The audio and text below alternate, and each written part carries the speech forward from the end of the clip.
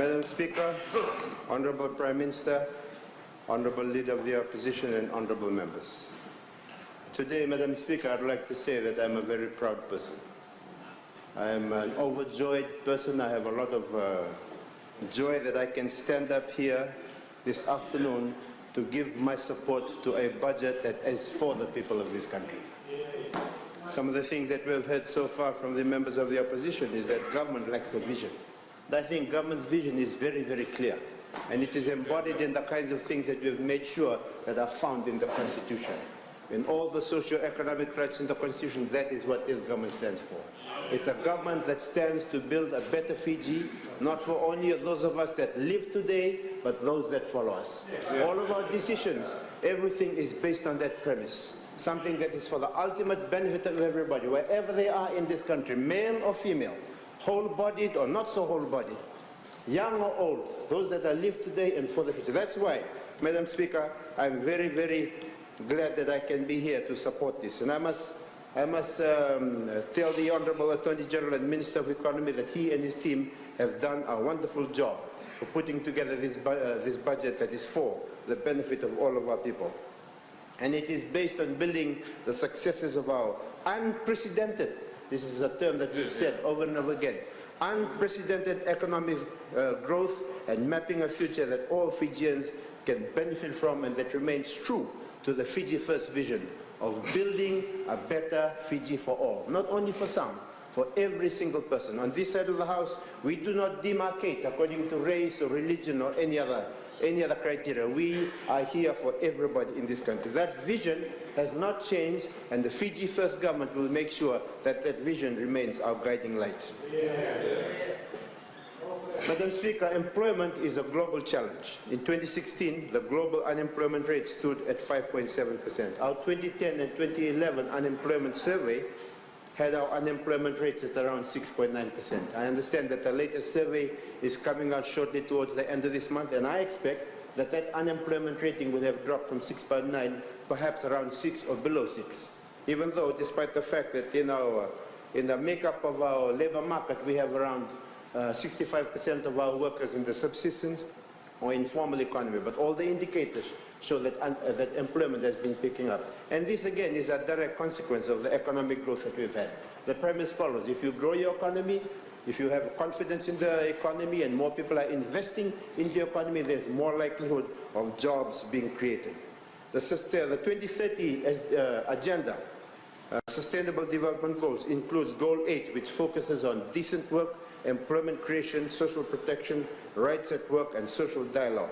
And all of these are integral parts of what the ministry does at the Ministry of Employment. And we will continue to focus on this. In this budget, if you look at the budget very carefully, economic growth forms the platform on which all the other programs and initiatives are formulated and pursued. This is why the Fiji First government, as I've said before, boasts 8 years of consecutive years of economic growth and is likely to achieve 10 years of growth if the estimates come through for 2018 and for 2019. Once again, that is an unprecedented feat.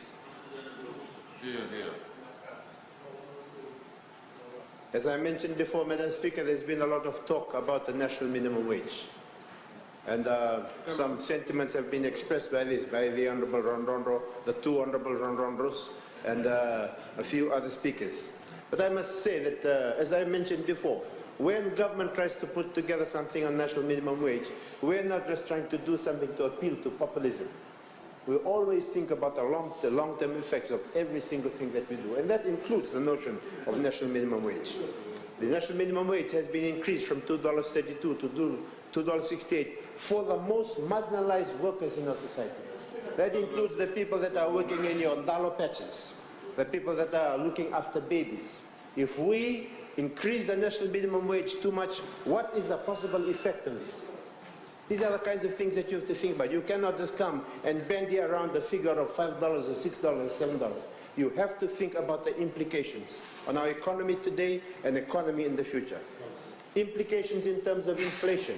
If you just double your labor cost overnight, what happens to inflation?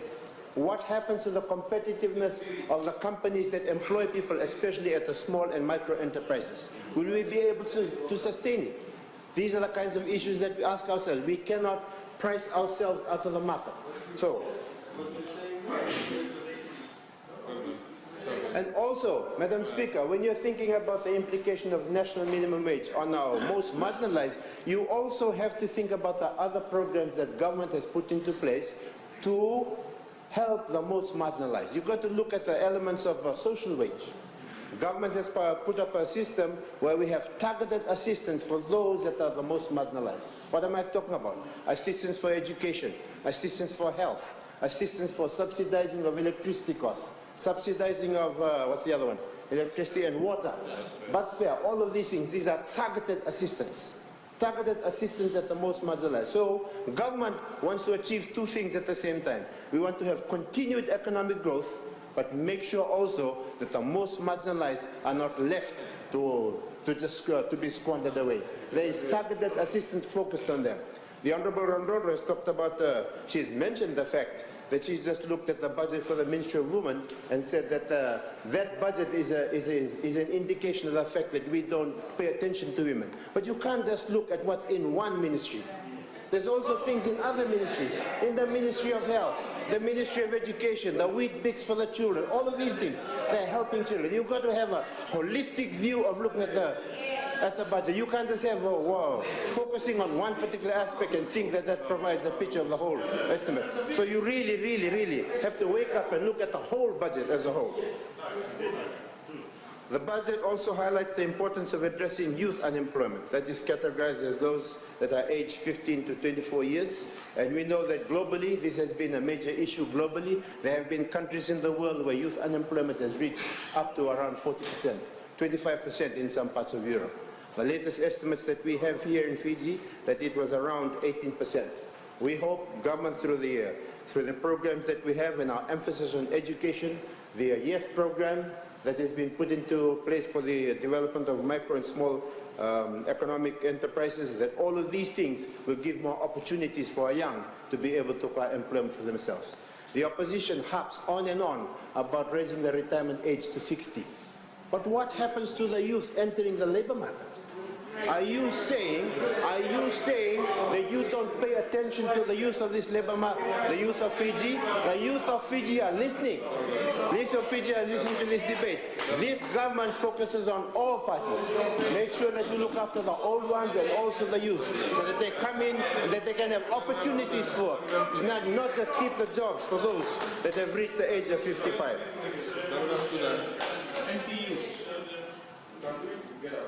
We've also, as we also mentioned, there's a lot of focus in the budget on education, on the technical colleges, on the work that is undertaken by the National Employment Center, including the kind of programs that we have, the technical colleges, to make sure that we can have people with skills and competencies that allow us to work together to be able to grow this economy.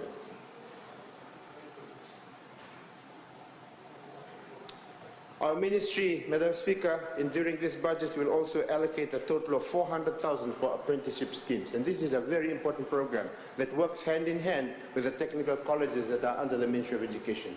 We need to make sure that the people, that our youth that are coming out through technical training programs, they have the actual competence that allows them to perform at a level, and not just paper qualifications. So the apprenticeship programs allows a person to attend an institute of higher learning and at the same time pick up competencies on the job site. Because a lot of these competencies are things that you cannot get just from institutional learning. So the apprenticeship training program will promote youth skill development and also employment. Under the budget, Madam Speaker, under the budget as a one-off startup allowance to degree graduates whose income is less than 30,000 and have registered with the NEC to assist in preparation for job interviews and buying appropriate equipment. This once again demonstrates government's commitment to the youth and the young of today that are entering the job market, to give them the best possible assistance as they move into the world of work itself. Our ministry will work closely with institutions to ensure that we have a viable registration system that can be effectively used. In fact, one of the work that the ministry will carry out in this new budget year is the updating of our NEC database to accurately capture graduate and employment data for future policy formulation and direction. Increased wages is featured strongly in this budget, with the income tax threshold raised from 16,000 to 30,000. I think the Honorable Suduka has aptly pointed out the effect of that raising of the tax threshold on disposable income and how it will lead to changes in people's ability to look after their own families, to improve living standards, to improve spending capacities, and to try to make sure that there's more equitable sharing of the benefits of the growth that we have. In 2010, Madam Speaker, the Ministry had developed its National Employment Center, and over the years, we have pursued programs that contribute to developing a skilled, knowledgeable workforce that will attract investment and open up job opportunities. And we are seeing the benefits of this. We are seeing the benefits of this, and that is shown in the 8 years of continued growth that we have. And this has been strengthened by the reforms in the education sector. Toppers, TELS, the higher education program, the work that has been undertaken by the Fiji Qualifications Framework under the Fiji Higher Education Commission to make sure that there's portability of qualifications, and that so that we can reduce duplication of training and education. Recent studies in the Pacific show that technology is improving productivity, entrepreneurship, and financial transaction, with two new potential areas for job creation: tourism and global outsourcing services that continues to be a growing area in Fiji. Job creation potential exists in Fiji in the area of global outsourcing, and we have been seeing a growth of this over the past few years in Fiji. Internet connectivity, which is something government has invested on, infrastructure development, all of these will help to create a climate in which more jobs can be created so that we can have more growth in Fiji. These are areas that we can strategically pursue to grow local employment, and we will continue to do so. In job creation and promotion, we have to deal with labor migration and brain drain on the one hand, and finding overseas employment opportunities on the other. In Fiji, the seasonal work program has been continuing under the National Employment Center as a means to provide people that are out in the rural areas to have an opportunity to earn some income that allows them to improve their own lives, and at the same time tries to prevent the problem of urban drift that we have been facing in Fiji. This work has been strengthened by the allocation of 4 million in our ministry budget for the work of the National Employment Center. And from this, under the Foreign Employment Service and Seasonal Work Program, we will be undertaking more awareness programs, engaging more overseas employers, and increasing site visits to our workers in New Zealand and Australia, as a budget has been provided for this. So there will be two fronts, Madam Speaker. We will continue to look for employment within Fiji, and at the same time find opportunities outside of Fiji.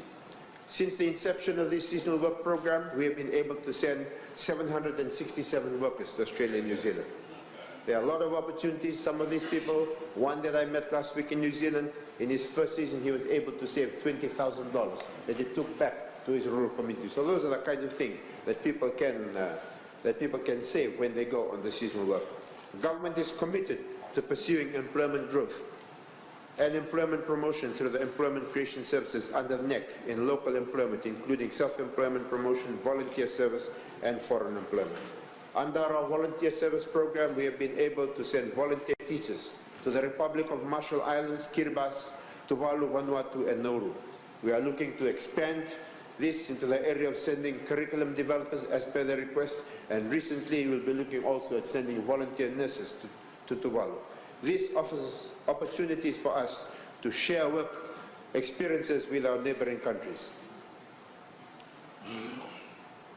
Under this budget, we will continue to pursue, as I mentioned before, foreign work opportunities and technical assistance, working with our foreign missions and stakeholders, but keeping in mind that we also need to address the needs of our local employers.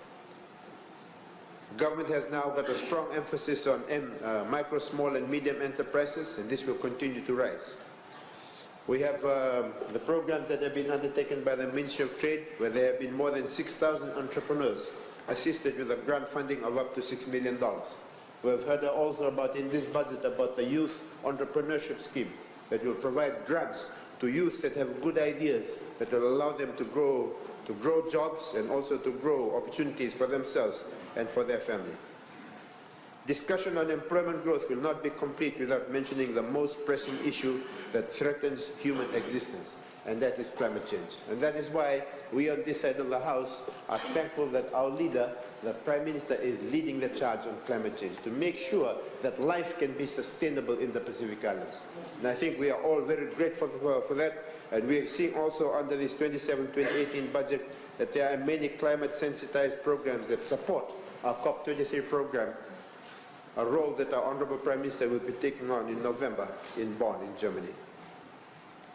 Central to this discussion on achieving decent work is our transitioning to a green economy and green initiatives in the face of climate change. Madam Speaker, the 2018 ILO World Employment and Social Outlook will focus on the greening of jobs.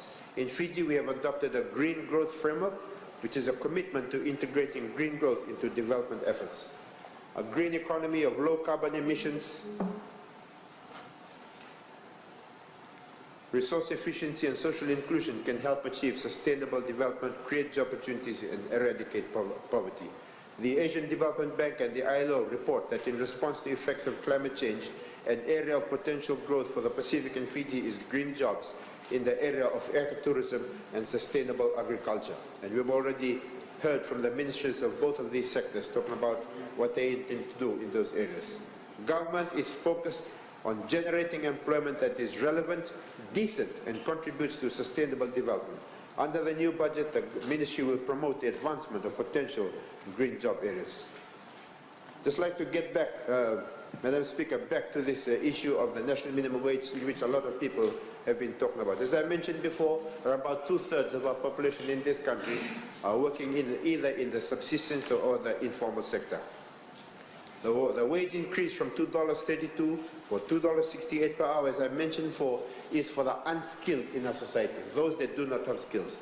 Many more of our workers earn much, much more than that level of $2.68. We have also increased the wages for the 10 wage sectors. We have the national minimum wage and we have wages in 10 different sectors: building, civil and engineering, trades, hotel, catering trades, manufacturing, mining and quarrying, printing, sawmilling, logging industry, security services, wholesale and retail trades, garment industry, and road transport. In all of these areas, the wage regulation orders have also been improved and raised. The exercise that we did to develop the national minimum wage was not something that we just dreamt under a mango tree. No, we collected data. We used 81 enumerators who collected data on how people spent their money and how they were earning in Fiji.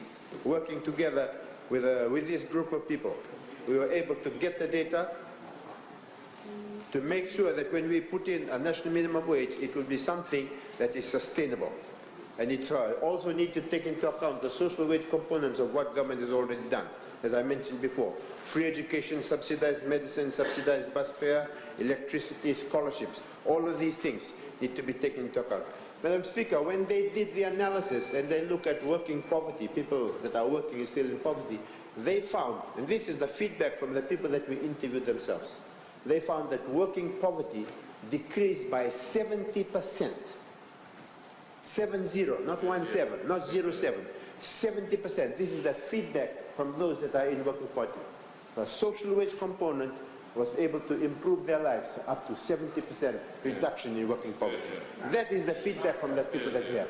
And that shows the effect of the total package of what we're doing as a government. So it's not just something what we do in national minimum wage, it's everything else. Everything else that government does is focused on the most marginalized in society. Madam Speaker, working poverty reduced from 34.8% to 11%. This is from them. Reducing working poverty by 70%. So obviously the social wage and what government has been doing these past 10 years is the most effective tool for reducing poverty. Those are not my words. Those are the words of the people that we interviewed on the streets in Suva and all around Fiji. Inflation, the increase in the minimum wage has increased by at least 7.3% for inflation, but the increase is more than 7.3%. So the real increase in the wage has been 8.2% plus 7.3%, which is more than 15%. So it has had an impact on people in terms of what they are able to do. So the minimum wage has been designed not to raise inflation, to make sure that we maintain our competitive edge, to keep our productive gains within Fiji, and also to make sure that we continue to have a functioning labor market in Fiji and not to have ripple effects, so it affects the wage rates of a great number of people all across our country, Madam Speaker. The last thing, just a few things that I'd like to say, Madam Speaker, before I sit down. There's been a lot of harping on about government debt. You know, if you earn $100, and you spend $10 on butter, it's not the same as you spend $1,000. Thank you. I now give the floor to the Honourable Thank you, Madam Speaker. Reverend Lee.